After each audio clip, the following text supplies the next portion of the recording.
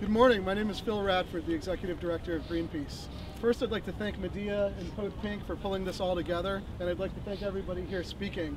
It's truly an amazing picture of America and where we need to go. I think we're here today because we're unclear if President Obama's promises are hope or if they're hype. And over the next 3 years, we'll find that out. Unfortunately, this year, while the President has taken some real actions to solve global warming or protect the environment, the actions that take bold leadership, the actions that will bring sweeping change, have been lacking.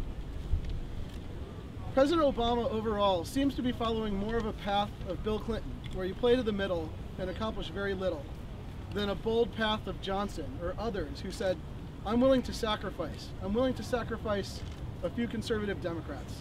I'm willing to sacrifice a few votes in the future so that I can win sweeping change. And I think only through winning sweeping change will he build the political capital to continue to win on his agenda. Unfortunately, we're seeing the president consistently cave to Republicans or moderate Democrats who have the interests of coal, special interests, and the same corporations that were writing our energy policy under Bush. And that's hurting him, and that's suppressing the base that 1 year ago voted for him, and 1 day ago didn't even turn out to vote for a politician in Massachusetts. Over the last year, we've seen the president take some simple steps. He's cleaned up cars that the government owns. He's allowed California to regulate its global warming pollution from cars.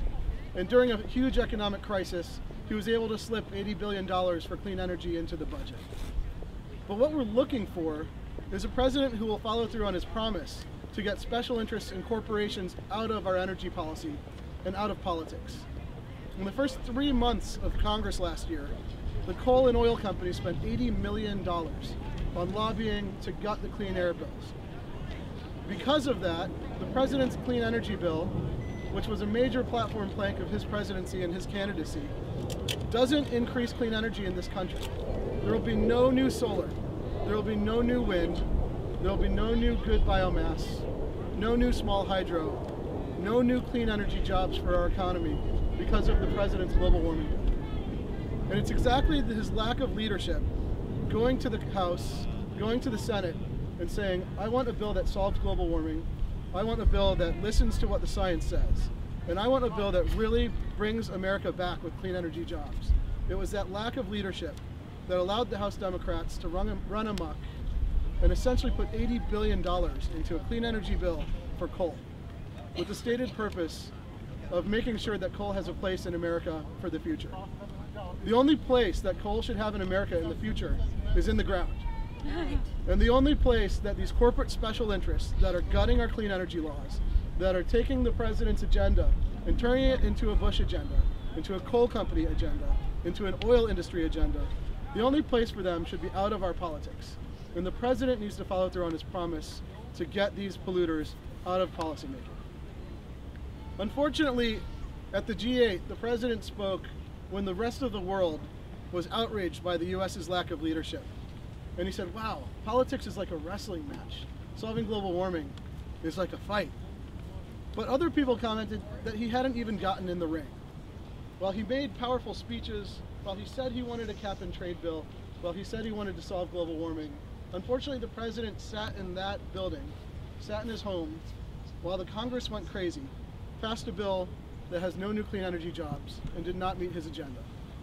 Over the next 3 years, the president can actually do more than anyone in US history to solve global warming.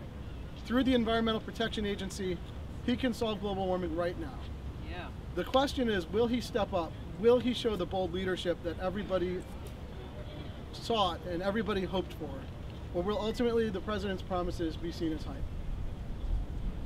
I agree with my colleagues that the true leaders in this country are the leaders that come to Washington. And the president even said, change must come to Washington, not from Washington. And that is still true. The president has now joined Washington, unfortunately. And it will be people across the country rising up, holding the president accountable, saying you don't get our vote and your party doesn't get anyone's vote unless you pass clean energy jobs legislation and unless you solve global warming. That's the only thing that will win the day. Thank you.